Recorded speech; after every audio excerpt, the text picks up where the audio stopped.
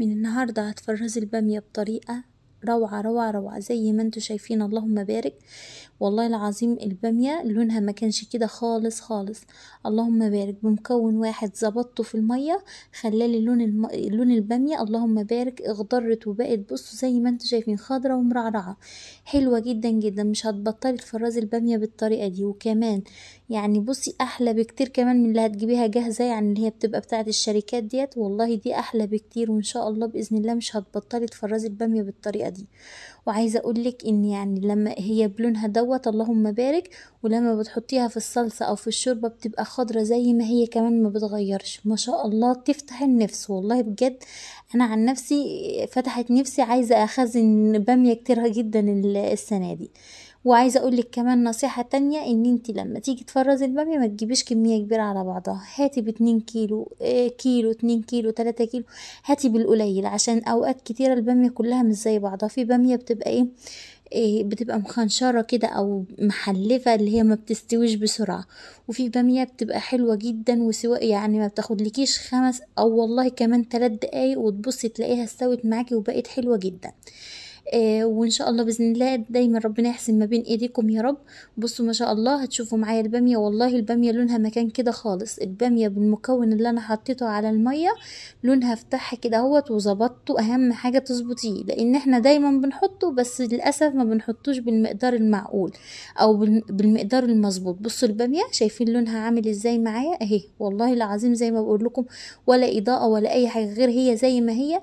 بس لما ظبطت المكون انا على طول بحطه، يعني ما اكدبش عليكم واقول لكم ان انا مش بحطه او اول مره احطه، لا انا دايما بحطه. بس لما عرفت اني لازم ليها مقدار، او المكون ده ليه مقدار معين في الميه ويخلي معاكي الباميه باللون اللي انتوا شفتوه اللهم بارك، حاجه روعه روعه روعه. يعني انا عن نفسي انت لو انا بحب الباميه وانت كمان لو بتحبي الباميه هاتيلك شويه باميه كده يكونوا حلوين وتعالي فرزيهم معايا بالطريقه دي، وحطي المكون ده على الميه وان شاء الله باذن الله هتنبهري هتنبهري.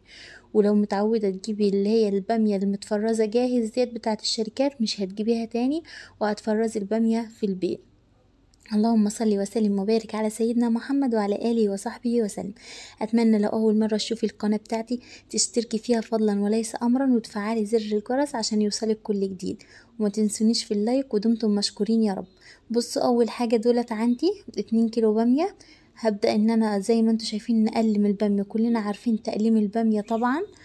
وزي ما انتوا شايفين همسك كده، يعني زي هي انا مش في ناس بتديها شكة في النص كده اللي هو بسن السكينة وتشك البامية في النص، لا ولا الكلام ده كله، غير هحوش اللي هو الجزء اللي من تحت واللي من فوق زي ما انتوا شايفين كده.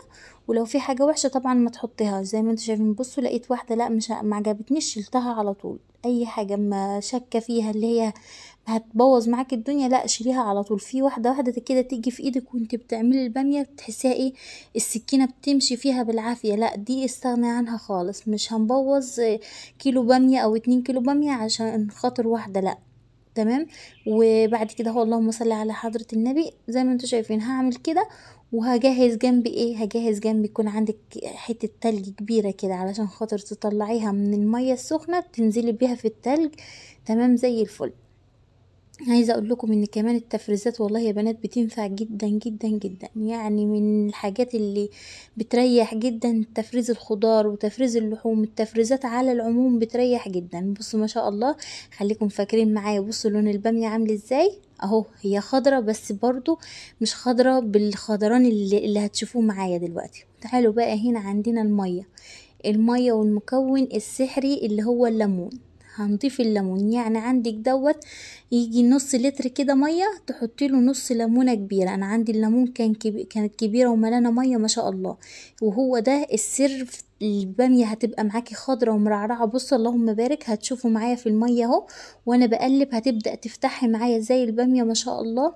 يبقى المكون معانا اللي هيخلي الباميه لونها يغير ويبقى بالخضار اللي زي العسل دوت الليمون بس بمعدل مظبوط في المية. يعني زي ما انتوا شايفين نص لتر مية حطيت له نص ليمونة كبيرة كانت ملانة ما شاء الله مية، يعني ملانة عصير ليمون عصرتها في المية. والله اللهم بارك هتشوفوا معايا والبامية قعدت معايا حوالي دقيقة في المية اهو بقلب فيها زي ما انتوا شايفين. بصوا عندي هنا دي التلج لازم برضو علشان خاطر تطلعي تنزلي في المية اللي بتلج.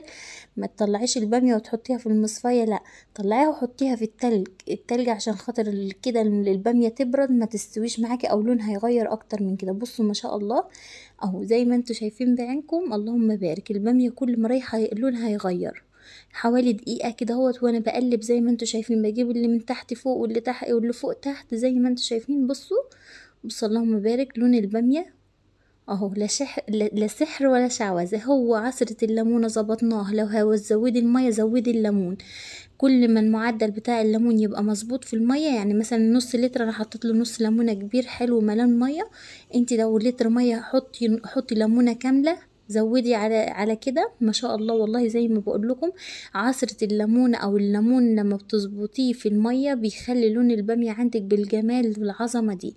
وزي ما انتوا شايفين اهو المية دي متلجة، وبدأت ان انا اقلب البامية اهو. بصوا يعني حطيت ايدي المية متلجة، سخنت يعني ما اثرتش سخونة البامية في المية اساسا، لان المية متلجة زي ما انتوا شايفين قطعة التلج اهي. بصوا ما شاء الله لون البامية زي ما انتوا شفتوا معايا، وانا بقلم البامية ما شاء الله كان لونها اخضر بس مش الخضر ده. بصوا بقى بعد ما قلبتها كويس في المية ومتلج والكلام ده، هطلعها في المصفية تتصفى، وبعد كده هو هفرزها، بس صفيها كويس علشان خاطر المية ما تدخلش في الكيس والكلام ده كله. فاحنا نحطها في المصفية تتصفى وخلاص، على كده هستغنى عن المية ديت، مش لازماني تاني خلاص. بس يعني خطوة مهمة التلج، المية المتلجة دي خطوة برضو مهمة. وعصرة الليمونة اوعي تنسي تعصري الليمون في المية بجد لو بتفرزي اي حاجة، وخصوصا الحاجات الخضرة، بامية، فاصوليا، بسلة، الكلام ده كله بيخلي لك الحاجة اللهم بارك الخضار بتاعها يرعرع ويزداد. يعني زي ما انتوا شايفين اهو فرق كبير جدا جدا ما بين البامية وانا بقلم فيها وما بين بعد ما فرزتها، والله العظيم بتختلف جدا. وتظبطي معدل يعني تظبطي كمية عصير الليمون في المية. وخدي بقى احلى حاجة تفرزيها بامية بقى تقعد معاكي السنة بطولها ما شاء الله، تطبخي فيها حاجة حلوة ولونها حلو اللهم بارك. وزي ما قلت لك تنزليها في الصلصة روعة روعة روعة، وتبقى لك حاجة كده خضرة زي العسل اللهم بارك. وزي ما قلت لك برضو ما تحطيش يعني ما تجيبيش كمية كبيرة وتفرزيها مرة واحدة، لا، هاتي بالكيلو بالاتنين كيلو، هيبقوا سهل عليك ان انت تفرزيهم، وهيبقوا سهلين عليك مش هيتعبوكي. لان انا جبت السنة اللي فاتت كمية كبيرة على بعضها وللأسف يعني ما كانش حلوة للأسف. لكن السنة دي قلت لا انا هجيب شوية يعني بالاتنين كيلو بالتلاتة كيلو على حسب ما قدرتي، وان انا ما يتعبونيش والكلام ده كله. فايه هفرزهم يعني اول باول والكلام ده كله ما شاء الله، وطلعوا معايا اللهم بارك. بصراحة حببوني خلوني مش عايزة افرز غير بامية بس، حببوني في البامية اكتر واكتر. بصوا ما شاء الله اللهم بارك روعة والله العظيم يا بنات. جربوا اظبطوا معدل الليمون في المية، وان شاء الله باذن الله هتشوفوا يعني الخضار هيتغير معاكم جدا لونه. بصوا ما شاء الله عن قرب اهو كمان لون البامية روعة روعة، جربوها ان شاء الله تعجب.